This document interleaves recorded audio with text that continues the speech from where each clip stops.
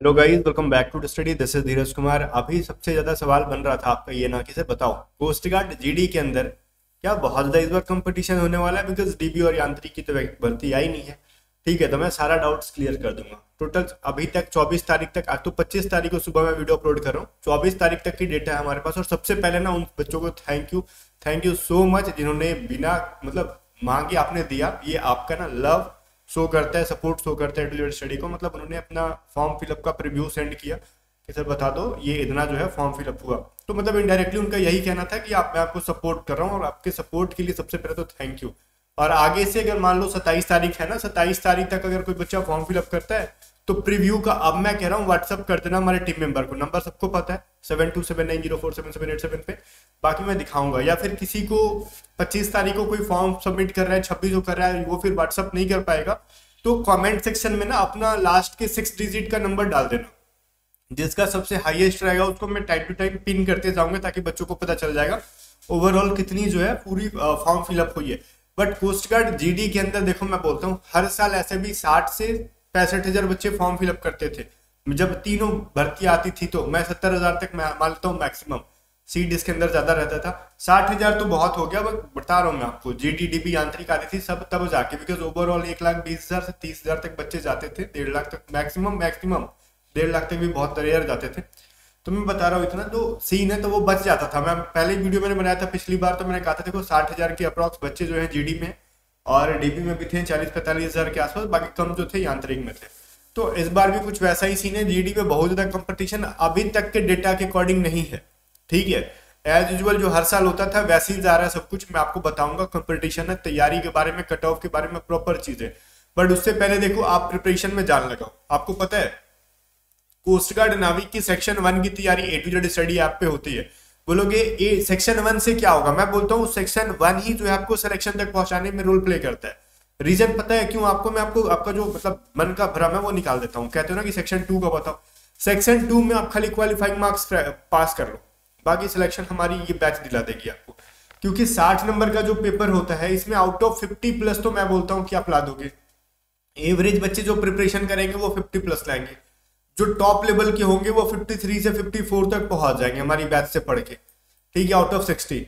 तो मान लो आप सेक्शन 1 में अगर 53 लाते हो और सेक्शन 2 में आपको ठीक है आपने बहुत ज्यादा 50 में नहीं कर रखा, 25 अगर करा है, तो आप समझ रहे हो 78 स्कोर होंगे आपके। 50% भी सेक्शन 2 में आप खींच खाच के ले जाते हो ना, जो कि आपको सिलेक्शन तक पहुंचा देगा भाई। बात समझ में आ रही है? और इस बार के लिए तो 78 बहुत हो जाएगा। बहुत इसको बोलते हैं ना बहुत, क्योंकि पता है जीडी में आपको क्या होगा, जब आप स्टेज 2 में जाओगे ना तो सेक्शन 1 के सारे क्वेश्चन पूछे जाएंगे। अगर सेक्शन 1 को आप इग्नोर करके चल रहे होंगे तो फिर आप समझ लो कि स्टेज 1 क्रैक करके भी आप फेल होगे। पिछली बार सेक्शन 1 की जिसकी तैयारी खराब थी वो बच्चे जाके छठे हैं स्टेज 2 में। और हमारे पेड बैचेस के बहुत सारे बच्चे ना अभी मेडिकल दे के बैठे हुए हैं। जीडी वाले के बारे में बात कर रहा हूँ, डीबी यांत्रिक के तो बैठे हुए हैं, उन मेरिट लिस्ट का वेट कर रहे हैं। उनका भी अप्रोक्सीमेटली मार्च के अंदर आ ही जाना चाहिए मेरिट लिस्ट। ठीक है, तो मैं ये जो सीन बता रहा था आपको कि सेक्शन 1 क्यों इंपॉर्टेंट है, इसके अंदर हम क्या क्या पढ़ाते हैं। खैर ये जीडी क्या है, इस बार तो डीबी यांत्रिक नहीं आ रही है, लेकिन आप अगली भर्ती को, सितंबर वाली भर्ती को टारगेट कर रहे हो तो भी इस बैच में पढ़ सकते हो। तो इस बैच के अंदर हम क्या देते हैं, सेक्शन 1 की जितनी भी क्लासेस हैं, math, reasoning, English, GK, science, complete मैं करा दूंगा आपको। जो सिलेबस में सारी बैचेस रिकॉर्डिंग होगी। सेक्शन 1 की जो हमारी पेड पीडीएफ आती है टॉप 500 सीरीज की, जो 210 रुपए उसी की प्राइस है, वो इसके अंदर आपको अलग से नहीं खरीदना पड़ता है, इस बैच में आपको मिल जाता है। इसके अलावा आपको सेक्शन 1 की टेस्ट सीरीज अलग से नहीं खरीदनी पड़ती, इस बैच में आपको मिल जाता है। ठीक है, तो इस बैच में आपको बहुत सारी चीजें अवेलेबल करा रहे हैं विद इन कह सकते हैं ना, मतलब लिमिटेड टाइम के अंदर बहुत सारी चीजों को मैं दे रहा हूँ आपको।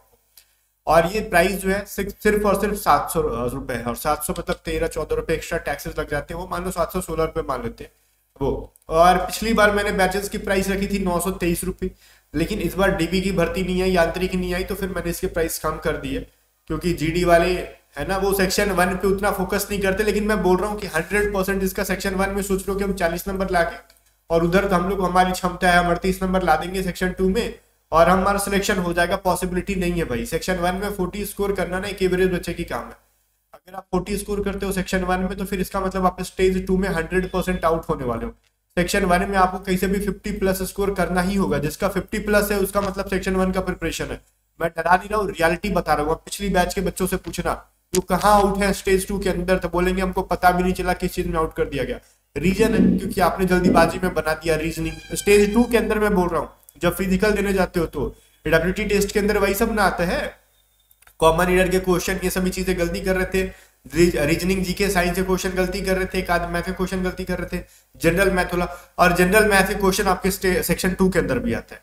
ठीक है, तो आप अभी व्हाट्सअप कर लोगे अगर आपको समझ में नहीं आ रहा कैसे ज्वाइन करना है बैचेस, तो otherwise A to Z study आपका लिंक डिस्क्रिप्शन में, आप ज्वाइन करके प्रिपरेशन में जान लगाओ। कंपटीशन बहुत ज्यादा मतलब है भी ना, तो आप छोड़ दोगे, मैं गारंटी दे रहा हूँ, बिकॉज इस बार बच्चों को ज्यादा बुलाएंगे।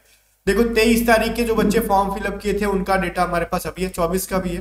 देखो 23 तारीख, देखो लास्ट के जो ये 6 डिजिट है ना, ये 6 डिजिट, उनको ध्यान से देखना, ये है 38,771। ठीक है, मे भी इन्होंने 23 तारीख को इन्होंने फॉर्म को सबमिट कर रखा, हो सकता है कि इन्होंने 22 को 21 को फॉर्म इनिशिएट कर दिया होगा फिलअप करना, लेकिन रजिस्ट्रेशन इन्होंने कर लिया होगा। तो जिस दिन आप रजिस्ट्रेशन करोगे उस दिन से ही काउंट हो जाता है आपका नंबर, भले आप फॉर्म का पेमेंट कभी भी करो। तो ये एग्जैक्टली अगर इन्होंने 23 से स्टार्ट किया और 23 को ही एंड कर दिया, तो देन हम कह सकते हैं कि 23 तारीख तक का डेटा हमारा था 38,771। और वहीं पे 24 तारीख को अगर हम देखें जिन्होंने फॉर्म फिलअप किया, देख लो ये 44,492 पहुंच गया। ऑब्वियसली चीज है, अब तक ये डेटा चेंज हो गया होगा, 50 प्लस चला गया होगा ये। ठीक है, जब मैं वीडियो रिकॉर्ड कर रहा हूँ तो 25 तारीख को मैं रिकॉर्ड कर रहा हूँ, तो क्योंकि अगर किसी ने 25 तारीख को रजिस्ट्रेशन किया होगा और फॉर्म फिलअप करके पूरा पेमेंट कर देता है तो वो 50 प्लस चला जाता है। ठीक है, तो आपको बस लास्ट का ये 6 डिजिट देखना है। 24 तारीख को पेमेंट इन्होंने पेड किया था। ठीक है, मैं यहाँ पे बहुत सारी डिटेल्स को मैं हाइड कर रहा हूँ, किसी की भी पर्सनल इन्फॉर्मेशन देना सही बात नहीं है, किसी का नाम, डेट ऑफ बर्थ, उनकी फोटो, ये सभी चीजों को हम लोग शेयर नहीं करते कभी भी, जब तक हमको परमिशन ना मिले और हमने पूछा भी नहीं उनसे शेयर करे कि नहीं, तो उस सिचुएशन में हम लोग सब कुछ हाइड कर देते हैं। कॉन्फिडेंशियल रहना बहुत जरूरी है। तो ये मैं बता रहा हूँ कि 24 तारीख का जो बच्चे का फॉर्म फिलअप होता है 44,492 है। अब आपका काम क्या है भाई, अगर आपने इस फॉर्म को 25 तारीख को स्टार्ट किया और 25 को ही पेमेंट कर दिया, या फिर आपने रजिस्ट्रेशन किस दिन किया और फॉर्म सबमिट किस दिन किया, वो दोनों डेटा हमको बता सकते हो, ताकि हम लोग प्रॉपर गाइडेंस आपको देते रहेंगे, कंपटीशन का लेवल बताते रहेंगे आपको। ठीक है, टाइम टू टाइम। और हाँ, व्हाट्सएप नंबर जो मैंने दिया है ना, उसी पे आपको करना। और कंपटीशन बहुत ज्यादा नहीं है, एज यूजुअल 60K से लेके 65K तक ये मे भी जाए। ठीक है, इससे ज्यादा जाने की मेरे को मतलब पॉसिबिलिटी नहीं लगती है। जो जेन्युइन बंदे होंगे, अगर मान लो मैं बोलता हूँ कि 1 लाख तक तो जाने की पॉसिबिलिटी नहीं है, मान लो फिर भी 1 लाख तक इसको पहुंचा दिया जाए ठेल ठाल के ना, तो समझ जाना इसमें 40,000 वैसे बच्चे होंगे जिनको सेक्शन 2 की प्रिपरेशन नहीं है, बिल्कुल भी नहीं है। वो डीबी वाले होंगे, जबरदस्ती का फिल कर रहे होंगे, और इसके अंदर तो जबरदस्ती फिल करने की पॉसिबिलिटी भी नहीं है कि 1 लाख तक जाए, क्योंकि देखो सेक्शन इसकी प्राइस वगैरह थोड़ी सी ना, फी वगैरह हाई रहती है। तो 100 रुपया 50 रुपया तो लग नहीं रहा कि चलो तैयारी है, चलो भर देते हैं, हम डीबी वाले हैं, जीडी भर देंगे, नहीं, वो वेट कर रहे हैं डीबी वाले। मेरे पास पर्सनली बहुत सारे बच्चे जो वेट कर रहे हैं अगली भर्ती के लिए। तो इस बार जो मतलब मोर देन 80% या फिर 90% बच्चे वही होंगे जिन्होंने जो जीडी की तैयारी कर रहे हैं, वही फॉर्म फिलअप करेंगे इसके अंदर। तो अगर ये अराउंड 60 to 65 के जाता है तो इसका रियल कंपटीशन इतना ही रहेगा।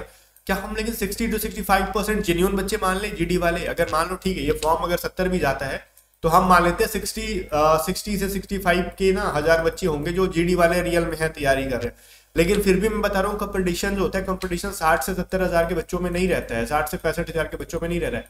आप इनमें से ना 40% को स्टिल निकाल दो, 36,000 बच्चों के बीच में आपका कंपटीशन रह रहा होता है। मैं जेन्युइनली बता रहा हूँ 36,000 के बीच में कंपटीशन है।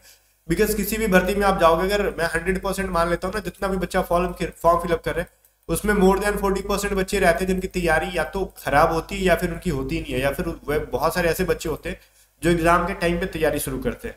मैं वैसे तो ये डेटा मैंने कम ही लिया, ऐसे ज्यादा ही बच्चे होते हैं, फिर भी मैं मान लेता हूँ कितने बच्चे होते हैं जिनकी तैयारी ऑलमोस्ट नहीं होती। तो वही कंपटीशन अगर 60% भी लेते हैं जो तैयारी जेन्युइन तरीके से कर रहे हैं, मतलब 36,000। अब इन 36,000 में भी देखो बहुतों का ना फिजिकल सही नहीं है, मेडिकल सही नहीं है, तो बस आपको कैसे भी स्टेज 1 क्रैक करना है बहुत अच्छे नंबर के साथ। ठीक है, स्पेशली सेक्शन 1 में फोड़ना है, सेक्शन 1 को बहुत अच्छा करना है, क्योंकि स्टेज 2 के अंदर भी सेक्शन 1 आएगा, सेक्शन 1 से कोई खिलवाड़ नहीं। क्योंकि स्टेज 2 के अंदर जो सेक्शन 1 आएगा ना, 60 नंबर का आता है, वही क्वेश्चन मैं उसकी तैयारी भी करा दूंगा स्टेज 2 के लिए हमारे पेड बैचेस के अंदर, तो उसके लिए टेंशन ना लो। और मैं एक चीज बताऊंगा आपको ना, कि जो बच्चा स्टेज 1 अच्छे नंबर से क्रैक कर लेगा, अच्छे नंबर क्या मान लो इसके अंदर आपका टारगेट ये रहना चाहिए 75 नंबर प्लस स्कोर कर ले हम लोग। वैसे तो इतना कट ऑफ नहीं जाएगा, लेकिन फिर भी हम मैं क्यों बोलूँ कि आप 65 करो, मैं ये तो इतना टारगेट कर सकता हूँ ना कि 75 प्लस करने की कोशिश करो। आपका देखो ये इजी है भाई, अगर मैं बोलता हूँ कि चलो 50 भी अगर कर लेते हो आप सेक्शन 1 के अंदर, 25 कर लो सेक्शन 2 के अंदर, इट विल बिकम 75 और आपका बहुत अच्छा स्कोर है यार। इससे मतलब कह नहीं सकते। और ऊपर से तो इस बार सेक्शनल कट ऑफ जो होती है उतनी नहीं जाती है। सेक्शनल कट ऑफ पे ध्यान नहीं करने का, बहुत सारे बोलते हैं कि सेक्शनल कट ऑफ है उसी पे हम जाएंगे, नहीं उस पे नहीं जाने का, पूरा देखने का ओवरऑल। सिलेक्शन में थोड़ी सी फ्लक्चुएशन होती है। और मैं एक चीज बताता हूँ, इस बार आपका रीजनल वाइज में भी कट ऑफ जाए, मेरे को जहां तक लगता है 100% की रीजन वाइज ही कट ऑफ जाएगा। मेरिट क्या बनाएंगे वो अलग चीज है, लेकिन स्टेज 1 का कट ऑफ वो रीजन वाइज ही ले जाएंगे, बिकॉज भर्ती उन्होंने क्लियर कर दिया है रीजन वाइज, तो कट ऑफ भी आपका रीजन वाइज ही जाएगा।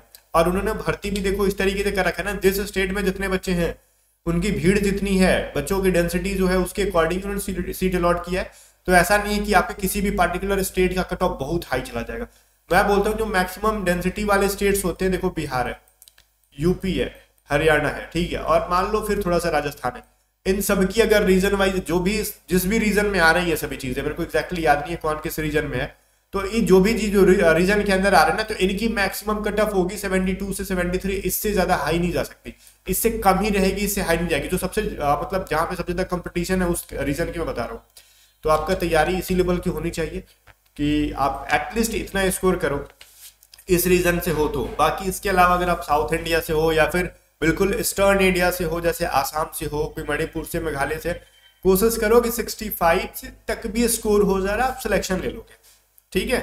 चलो बाकी चलो फिर मिलते हैं नेक्स्ट वीडियो में, तब तक बाबा। और हमारी बैचेज है A to Z स्टडी, आपका लिंक डिस्क्रिप्शन में, जाओ बैचेज से पढ़ो। सेक्शन 1 को बहुत स्ट्रॉन्ग कर लो, सेक्शन 2 के खाली क्वालिफाइंग मार्क्स भी क्रैक कर रहे हो और सेक्शन 1 को फोड़ रहे हो, तो सिलेक्शन आपका हो जाना है, ठीक है। और सेक्शन 2 की प्रॉपर मैंने बोल रखी है, फ्री क्लासेस भी कहाँ पे अवेलेबल है, तो वो भी चीजें मैंने बताई थी कि आपको मैं यूट्यूब चैनल रिकमेंड कर रहा हूँ, जो जय है ना आपका मयंक सर, जय हो इंस्टीट्यूट करके एक चैनल है, जय हो इंस्टीट्यूट बाय मयंक सर, उनकी चैनल पे देखो दुनिया भर के प्लेलिस्ट में पड़ी हुई है वीडियोस, तो मैं प्रमोशन करने में भी पीछे नहीं रहता, ठीक है। सेक्शन 2 की आप तैयारी फ्री वीडियो से भी कर सकते हो, बिकॉज बहुत 2 ही सब्जेक्ट पढ़ना, मैथ और फिजिक्स, जो कि यूट्यूब पे फ्री में है, तो उसके लिए पेड बैचेस लेने की जरूरत नहीं है। तो सेक्शन 1 का इशू होता है बिकॉज बहुत सारे सब्जेक्ट्स होते हैं और हर एक टीचर, बहुत रेयर टीचर दिखेंगे जो सेक्शन 1 की कंप्लीट तैयारी कराएंगे, जैसे मैं कराता हूँ जिन्हें उन तरीके से, और हर बार रिजल्ट भी दिलाता हूँ। इसलिए कहता हूँ कि मेरी प्रिपरेशन है और मैं खुद भी एग्जाम फोड़ता हूँ, इसलिए मैं आपको दिलाता हूँ, ठीक है। तो आ जाओ इस बार बैच में घुसो और प्रिपरेशन करो सेक्शन 1 की, और सेक्शन 2 की भी कर सकते हो यूट्यूब से फ्री की, मैंने रिकमेंड भी कर दी आपको चैनल वगैरह,